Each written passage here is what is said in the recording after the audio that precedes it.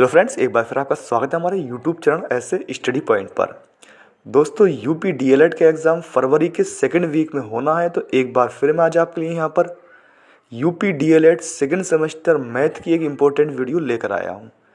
दोस्तों, इस वीडियो में मैंने इम्पोर्टेंट क्वेश्चनों को कंबाइन किया है, यानी सेलेक्ट किया है, जिससे कि आप अपना स्कोर मैथ के एग्ज़ाम में अधिक से अधिक दे सकते हैं।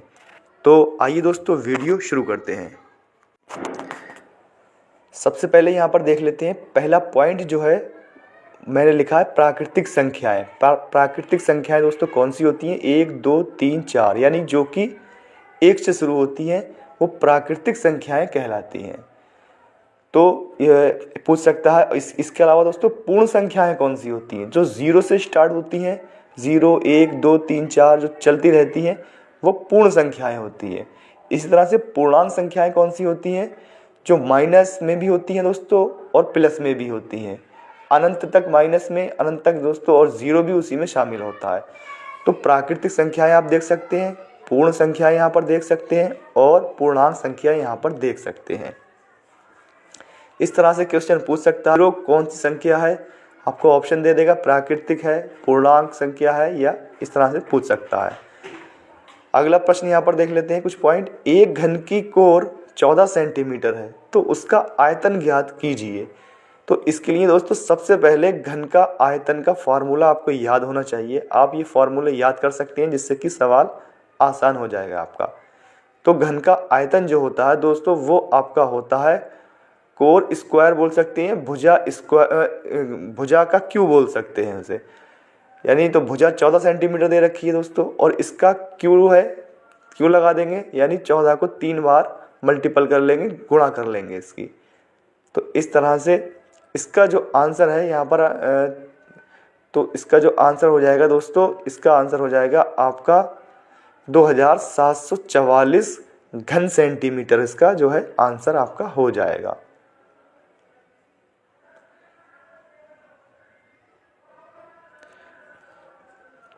यानी घन का आपको दोस्तों क्या होना चाहिए? आयतन का सूत्र याद होना चाहिए, जिससे कि आप इसे आसानी के साथ सॉल्व कर सकते हैं। इसी तरह से अगला प्रश्न यहाँ पर देख लेते हैं। यदि एक समचतुर्भुज के विकर्ण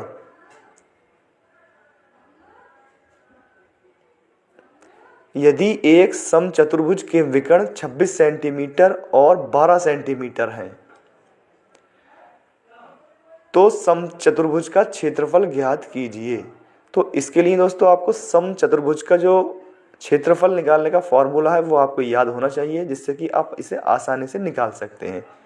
तो समचतुर्भुज का क्षेत्रफल का जो सूत्र होता है वो दोस्तों होता है 1/2, यानी कि 1/2 और विकर्णों का गुणनफल, 1/2 विकर्णों का गुणनफल।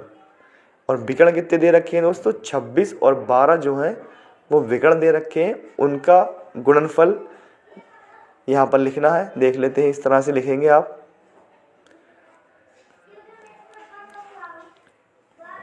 अब 1/2 गुणे 26, विकर्ण कितने दिए हैं? 26 और 12, तो दोस्तों 26 गुणे 12। इस तरह से 2 से इसे काट लेंगे दोस्तों, 2 से काटेंगे तो 2 एकम 2 और 2 छंग 12, 26 और 6 की गुणा करेंगे यहाँ पर, तो 6 छंग 36 और 6 दूनी 12 और 3 15, 156 दोस्तों, 156 वर्ग सेंटीमीटर जो है इसका आंसर आपका आ जाएगा।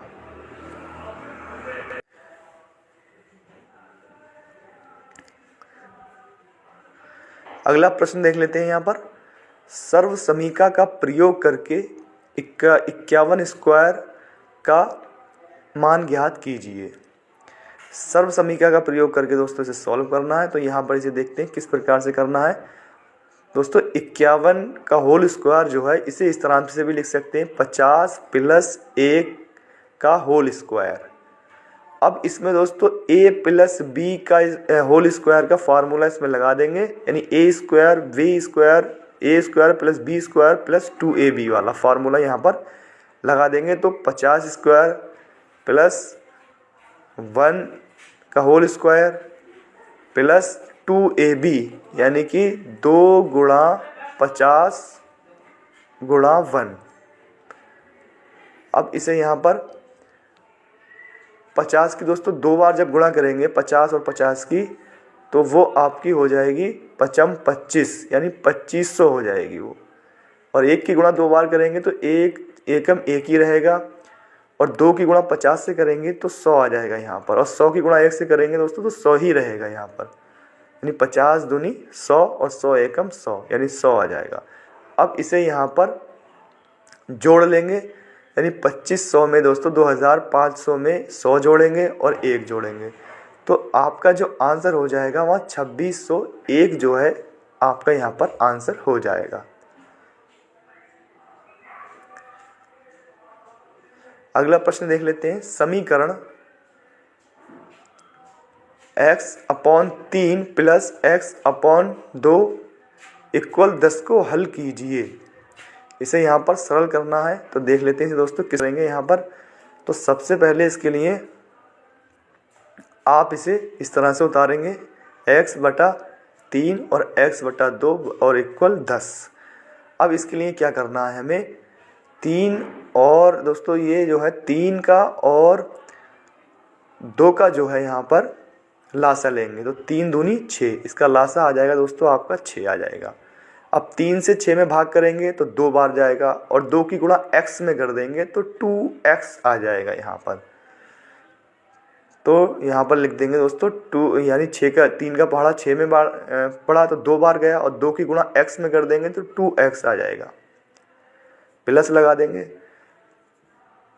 अब इस 2 से दोस्तों 6 को भाग करेंगे, डिवाइड करेंगे, 2 तियाँ 3 बार जा रहा है दोस्तों, 2 तियाँ 6 होती है, तो 3 की गुणा x में कर देंगे तो 3x आ जाएगा, और इक्वल हो जाएगा आपका 10। अब यहाँ से दोस्तों क्या करेंगे, अब ये 6 जो है यानी कि 6 जो है उस साइड में जाएगा दोस्तों, तो ये उसके गुणा में आ जाएगा, तो 2x लिखेंगे प्लस 3x, और ये जो 6 जो है इस साइड में दोस्तों भाग में था, तो उस साइड में जब जाएगा तो उसके गुणा में आ जाएगा, तो 6 गुणा में लिख देंगे। अब क्या करना है, 2 और प्लस 3x जोड़ देंगे, यानी कि ये 5x हो जाएगा आपका, 5x इक्वल और 10 छंग 60 हो जाएगा। अब x का मान निकालना है दोस्तों, तो x जो है 5 जो है दोस्तों x के गुणा में है, जब उस साइड जाएगा तो वो उसके बटे में आ जाएगा, यानी उसके भाग में आ जाएगा। तो x का मान निकाल लेंगे तो 60/5 लिख लेंगे यहाँ पर लिखेंगे 60/5। अब 5 से इसे डिवाइड कर देंगे तो x का मान आपका निकल आएगा, 5 एकम 5 एकम 5, 1 बचा 5 दूनी 10 12, यानी x का मान जो है दोस्तों वो आपका 12 यहाँ पर आ जाएगा।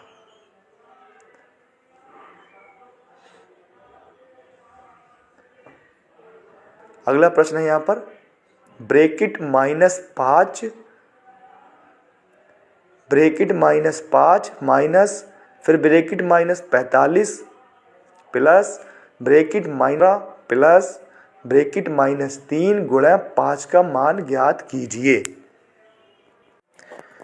तो दोस्तों इसे यहाँ पर सॉल्व कर लेते हैं। तो सबसे पहले हम यहाँ पर लिखेंगे, ब्रैकेट तोड़ेंगे -5 लिखेंगे। दोस्तों जब ब्रैकेट ही तोड़ेंगे तो इधर भी माइनस है इधर भी माइनस है, तो माइनस माइनस दोस्तों प्लस हो जाता है, तो यहाँ पर प्लस बन जाएगा और 45 लिख लेंगे। अब अगला ब्रैकेट तोड़ना है दोस्तों, तो प्लस है और उधर माइनस है, तो प्लस और माइनस माइनस ही रहता है, तो यहाँ पर माइनस आ जाएगा, तो -15 आ जाएगा। अगला ब्रैकेट तोड़ेंगे तो प्लस और माइनस माइनस ही बन जाएगा, तो यहाँ पर माइनस आ जाएगा दोस्तों, तो यहाँ पर आ जाएगा आपका माइनस और 3 गुणे 5 ऐसे उतार देंगे। अब यहाँ पर सबसे पहले दोस्तों गुणा करेंगे इसमें, क्योंकि भाग है ही नहीं इसमें, तो पहले गुणा यानी पहले भाग होती है फिर गुणा फिर जोड़ होता है फिर घटाव होता है, इस तरह से। तो यहाँ पर सबसे पहले यहाँ पर हम गुणा करेंगे, इसमें 5 तियाँ 15 कर देंगे। अब उसके बाद प्लस करेंगे, तो प्लस में देखेंगे ये 5 माइनस के हैं दोस्तों। सबसे पहले देखेंगे और माइनस का कितने हैं, 5 माइनस के हैं यहाँ पर, और 15 भी माइनस के हैं। तो माइनस के दोस्तों और ये 15 भी माइनस के हैं, तो माइनस के दोस्तों और 5 भी माइनस के हैं। तो माइनस माइनस के यहाँ पर कितने हो जाएंगे, माइनस के आपके 35 हो जाएंगे, और प्लस के कितने हो जाएंगे दोस्तों, 45 हैं। तो यहाँ पर जो है आपके बच जाएंगे प्लस के 10 बच जाएंगे, क्योंकि प्लस के 45 हैं, माइनस के 35 हैं, तो प्लस के 10 बच जाएंगे। यही आपका आंसर हो जाएगा। अगला प्रश्न यहाँ पर देख लेते हैं। 5/9 प्लस माइनस ब्रैकेट माइनस 13/9। तो इसे सबसे पहले ब्रैकेट तोड़ेंगे दोस्तों। अब प्लस और माइनस मिलके क्या बन जाता है, माइनस बन जाता है दोस्तों। तो यहाँ पर प्लस और माइनस बन जाएगा आपका माइनस, और 13/9 ऐसे ही उतार लेंगे।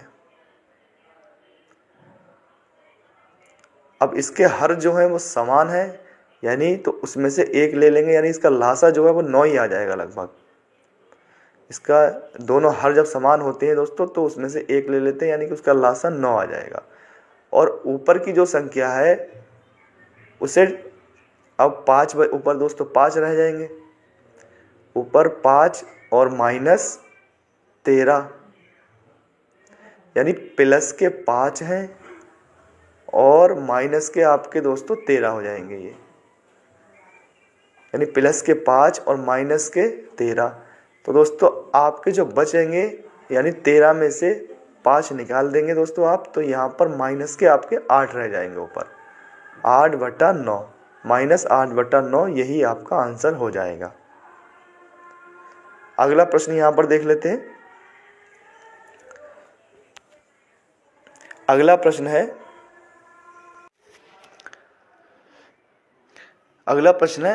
x प्लस 1/x बराबर 5 हो तो x स्क्वायर 1/x स्क्वायर का मान ज्ञात कीजिए। दोस्तों इसे ट्रिक की सहायता से बहुत इजी तरीके से हम यहाँ पर कर लेंगे। यहाँ पर x square plus 1/x square का मान पूछा है, तो हम सबसे पहले जो है जो 5 लेंगे दोस्तों, सबसे पहले उसका स्क्वायर करेंगे, और स्क्वायर करके जो अगली जो घात लगी हुई है वो इसमें से हम घटा देंगे। अब यहाँ पर देख लेते हैं, 5 का जब स्क्वायर करेंगे तो 5 25 आ जाएगा, और -2 घटा देंगे इसमें से, तो 23 आपका आंसर यहाँ पर आ जाएगा। यही आपका आंसर होगा। ये इंपॉर्टेंट प्रश्न है दोस्तों, ये ज़रूर पूछा जाता है डीएलएड के सेकेंड सेमेस्टर में। अगला प्रश्न है, एक रेलगाड़ी की चाल bracket x square plus 3x plus 2 bracket बंद किमी प्रति घंटा है, तो वह x प्लस 2 घंटे में कितनी दूरी तय करेगी। यहाँ पर घंटा दे रखी है दोस्तों और चाल दे रखी है, और आपको दूरी निकालनी है। तो दूरी का जो फॉर्मूला होता है दोस्तों, तो दूरी जो होती है आपकी, यहाँ पर सबसे पहले लिखेंगे दूरी, और इसका फॉर्मूला क्या होता है, इसका जो फॉर्मूला होता है दोस्तों वो होता है चाल गुणा समय। ये इसका फॉर्मूला होता है। तो चाल कितनी है, तो चाल है आपकी bracket x square plus 3x plus 2, और इसकी गुणा कर देना है दोस्तों, समय कितना है x प्लस 2, इसकी गुणा कर देना है समय से, यानी समय है x प्लस 2। अब इसकी यहाँ पर गुणा कर लेंगे दोस्तों, यहाँ पर इसकी गुणा कर लेते हैं। अब x की गुणा पहले इसमें कर लेंगे और फिर इसमें 2 से गुणा कर लेंगे, तो उसका जो है आंसर यहाँ पर आ जाएगा। जब x की गुणा करेंगे तो x की गुणा x स्क्वायर में करेंगे तो x का क्यू आ जाएगा, फिर प्लस x की गुणा 3x में करेंगे दोस्तों, तो यहाँ पर आपका जो है 3x स्क्वायर आ जाएगा, प्लस x की गुणा 2 में करेंगे तो 2x आ जाएगा यहाँ पर आपका। अब हमें क्या करना है, अब 2 की गुणा भी इन तीनों डिजिट में करनी है, तो यहाँ पर करेंगे 2 की गुणा दोस्तों जब करेंगे 2x स्क्वायर के साथ करेंगे तो 2x² आ जाएगा यहाँ पर आपका 2x²। और ये हम किसके नीचे लिखेंगे दोस्तों, ये लिखेंगे जो भी उसके समांतर है लगभग। 3x² तो 2x² यहाँ लिख देंगे। उसके बाद 2 की गुणा 3x में करेंगे, 2 3 6x आ जाएगा। फिर प्लस लगा देंगे और 2 की गुणा 2 में करेंगे, 2 दूनी 4 लिख देंगे ऐसे करके। अब दोस्तों यहाँ पर एक लाइन खींच देंगे और अब यहाँ पर x² आ जाएगा।